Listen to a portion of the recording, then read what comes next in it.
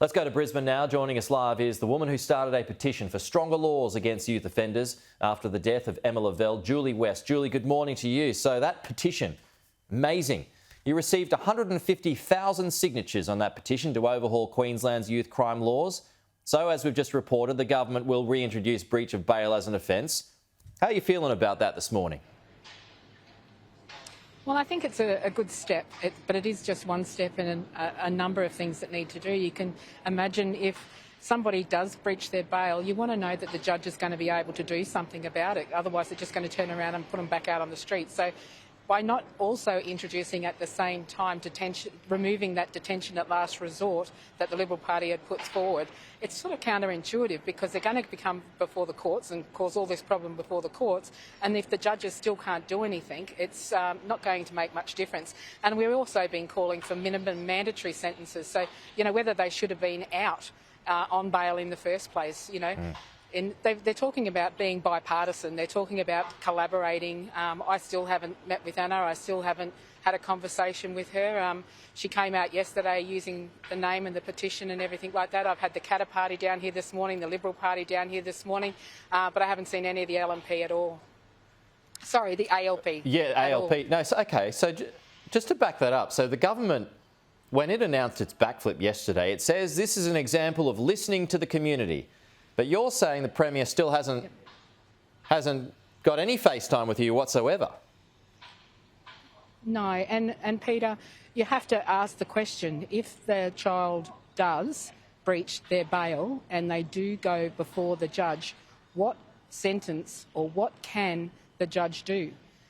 So are they setting it up to actually prove that it doesn't work? Because if they don't put remove that detention at last resort out of the system, then kids like the repeat offenders will be back out on the street and there's nothing we can do. Yeah. And from speaking to the Catters this morning, the youth detention centres are already jam-packed with youth offenders. So, we're in a real pickle up here in Queensland. So what do you think the minimum mandatory sentence should be?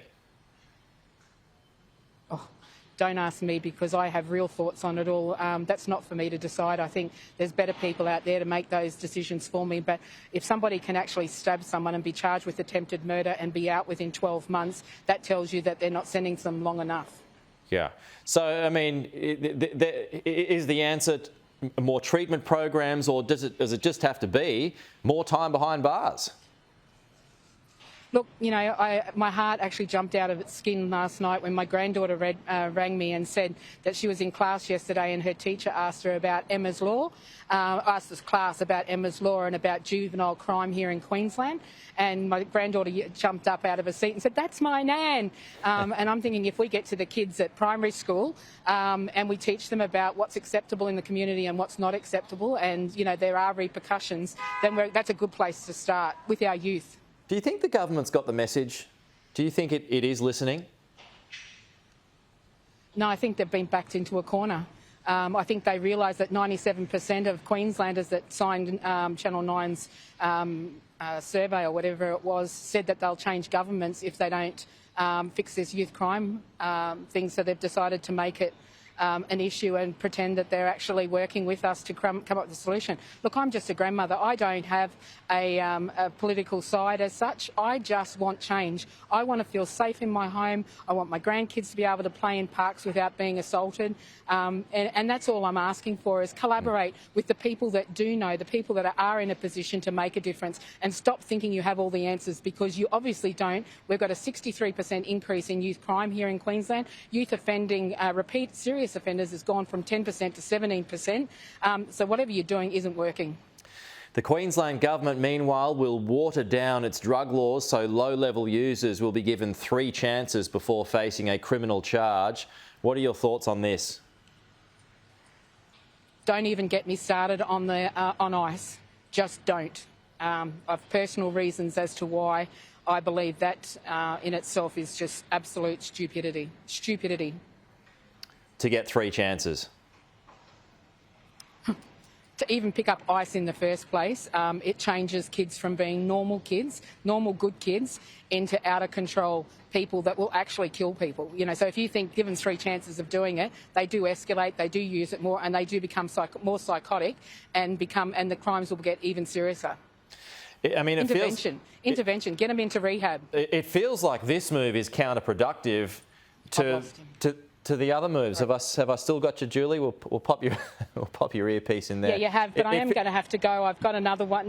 You're in demand. Another TV crew. You're in demand. Just a final one. Do you think that it's please, everybody, turn up. Turn up here in Brisbane. Is it counterproductive though to water down drug laws while increasing bail restrictions? Everything they're doing is, counterintuitive. Why would you say let's have breach of bail but not have any repercussion? It's how stupid of an idea is that? Let's put them before the courts again, but not be able to punish them. Think about it, guys. Think about it. It's just common sense. I'm not even a politician. I'm not even a scholar. I'm just a grandma, and I can see how stupid that is. Julie West, you're in demand this morning. I know you've got to go. Appreciate your time, and you've got that protest happening out the front of State Parliament in Brisbane this morning in the lead up to that legislation handed in a little later on today. Thank you, Julie. We'll talk to you soon.